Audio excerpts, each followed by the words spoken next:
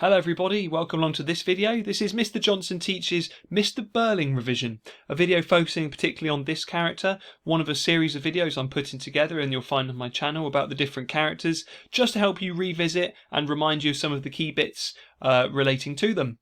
So this is part of your GCSE English Literature. It's on paper 2, section A, and you'll be given a choice of questions. There'll be 2 questions there, but there won't be an extract, unlike some of the other literature papers. So it will be up to you to have a few quotes or a few moments in mind about the characters that you can put down as part of your answers. Really important that you pause this video as you need to, but also that you've got pen and paper ready to make notes as you go through. Whilst listening and watching the video is good, writing things down will help you think about them more, and it will also help you remember them better. So please make sure you're doing that. That's over to you. Just before I flick on from this screen, just the point is that you've got a cigar on the screen there, and you've also got a glass of port. 2 things that we could associate with the character of Mr. Birling, and 2 symbols being used by Priestley right there, which almost indicate and symbolise the idea of wealth and sort of the upper classes, which is very much what the character of Mr. Birling is. So, who is he then, in case you had forgotten? His name is Arthur Birling, wealthy business owner in Brumley. We never find out exactly what he does, but it certainly seems that it's a factory he operates or some sort of setup like that. He's married to Sybil Birling, who's now called Mrs. Birling in the play. Also his father to Eric and Sheila. Now importantly, it's mentioned he's an alderman and then also Lord Mayor in the town of Brumley. So an alderman is almost like an assistant to a mayor, and a Lord Mayor is somebody who is not so much in charge of the town, but it's almost like a position where you look up to. Many towns still have mayors. They're part of like the town council really, and are responsible for looking after the running of the town. So he certainly had a lot of responsibility, which is a key word for the play, as I'm sure you'll know, responsibility. It's also mentioned at one point that he sat on the bench. He thinks that somebody might want him to sign a warrant, which is to do with courts and that. So he's a man of position of responsibility. It's worth noting from that. He employed Eva Smith in his works. That's what we hear it called. So it isn't like a factory necessarily. It could be, but it's certainly referred to as the works. He sacked her because she was a ringleader of a group of girls who were asking for higher wages. At the bottom there, firmly believes in business and competition, and he refers to the socialists, the idea of socialists, as cranks. So you could almost certainly put him down as a capitalist, the idea of capital being representing money. But I've got another video on my channel relating to that, so do check that one out. So this is almost a bit of a running order, a bit of a chronological recap of Mr. Birling and what he does. At the very start of the play, we see him making a toast because Sheila and Gerald get engaged while they're having a lovely little dinner party. He goes on to then make a speech sort of relating to all sorts of predictions for the future, which is J.B. Priestley sort of setting up Mr. Birling as a character who is completely wrong. He represents capitalism, and by making his predictions about the future wrong, it almost makes his capitalist ideas also look wrong as well. Beneath that, he also discusses his hope for a knighthood, to be knighted, so he would become Sir Arthur Birling. It's a sort of a very high privileged position, people who are made knights or dames. Beneath that, he had Eva Smith fired then, so once we hear that, the inspector comes in, starts interrogating, and we discover he's the first character, Mr. Birling, to be interrogated by the inspector. We find out he had her fired, as we've touched upon already, 2 years previously. Argues with the inspector about his methods, doesn't like the way he's conducting his investigation. He name drops Colonel Roberts, who's the chief of police, so just showing that he's a powerful man with powerful friends trying to intimidate the inspector. And then the inspector goes on to question the other members of the family. Mr. Birling sort of takes a back seat to some extent. He starts to apologise when he realises that he wasn't the only one to blame. He almost changes his tune very quickly.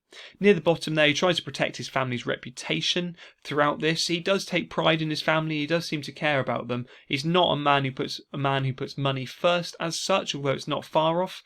He's particularly upset when he finds out that Eric's been stealing from his business to pay to give Daisy rent and money. He's also the one who takes the final phone call that ends the play, which almost sort of brings it back round in a circular narrative to some extent. Here are some key quotes. I'm not going to read through all of them, but I've tried to put them in order that they appear in the play, and you do sort of see a change in Mr. Birling to some extent, but then he almost reverts back to his former self by the end when he finds out that Eva Smith hadn't died. He almost like gives up. So we've got the idea near the top there. Hard-headed businessman is key. The idea, the unsinkable, absolutely unsinkable, is him talking about the Titanic, and that's a really memorable quote that you could use to sort of show how Priestley makes him and his ideas look false and look untrustworthy in some senses. Beneath that, he's sort of talking about business, very much about a man having to make his own way, look after himself and his family too, of course. It just feels like a bit of an afterthought there, the idea of family. The one beneath that is the reference to socialism, really, and almost him sort of showing how he finds that an idea that's ridiculous and a load of nonsense. And he actually uses the word nonsense at the very end of the quote. Remember, you don't have to remember all of those quotes like those on the screen there. You could just remember the word nonsense, and you could say, Mr. Birling talks about the idea of us all being mixed together as a load of, quote, nonsense. That's all you have to do. And then you could analyse that word nonsense. Beneath that is his excuse for why being responsible for each other must be really difficult, because he says it would be very awkward, which seems like a bit of a ridiculous explanation. That's the best you can come up with. Now, the next one down is a big jump towards the end of the play when he's almost so apologetic to the inspector. He wants to make up for everything that's gone wrong by giving money and giving thousands, yes, thousands. So he's offering money, and the inspector tells him it's at the wrong time. The inspector walks out. Mr. Birling says, "You're the one I blame for this," which is a quote I couldn't fit on the screen there. But then he talks about, "You don't seem to care about anything. I care." What does he care about? No, not Eva Smith or what he's done wrong.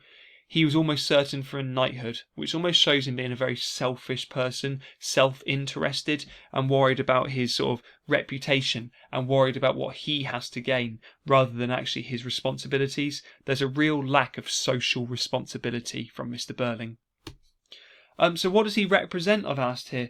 Well, the picture in the background really captures it quite well. What you've got there is very much capitalism, and it's very much worth writing these down because the characters do represent ever so slightly different things, although the Birling family generally fit into this same category of capitalism. So the idea of working hard and then keeping what you've earned. Those who work hard are rewarded because they get the money.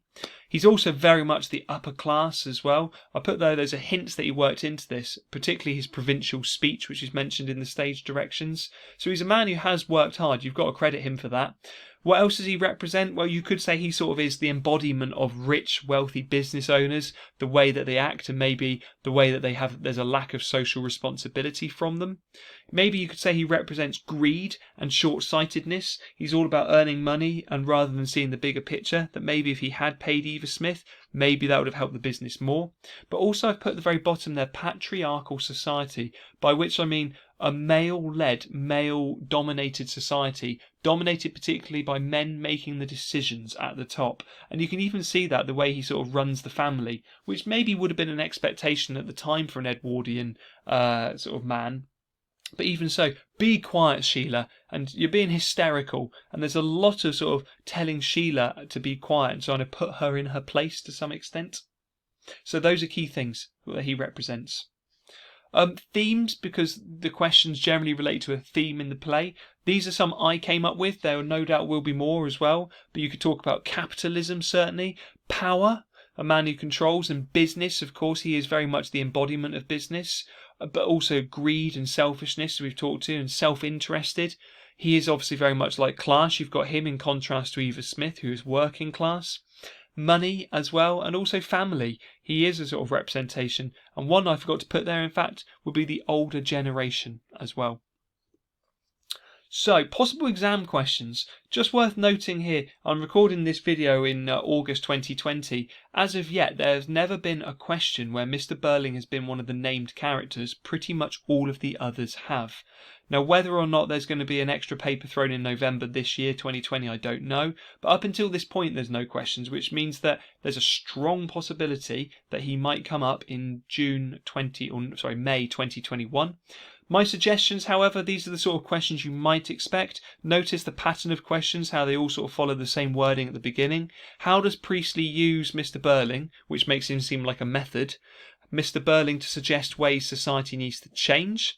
How does Priestley use Mr. Birling to explore the impact of money on people?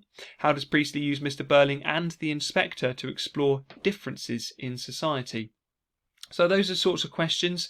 They link to a theme, and it would be up to you then to try and think of moments with the character of Mr. Birling that could be used to answer those questions. Some final quick recap questions for you, just to see how much you've understood from this video then. Just have a go at answering these. If you can't find the answers, then you need to double back through the video and you will find them, because they're all written on the slides or I've talked about them already. Other than that, I want to keep this video sort of around about 10 minutes, so I'm going to say thanks very much for watching. Do check out my other videos as well. You really do need to know the characters, as there are sort of 6-ish main characters in this play. It's worth knowing them well, and therefore have a look at my other videos and also look at my videos to do with like the context as well. So thanks for watching, everybody. I wish you the very best of luck when it comes to your exams, and goodbye.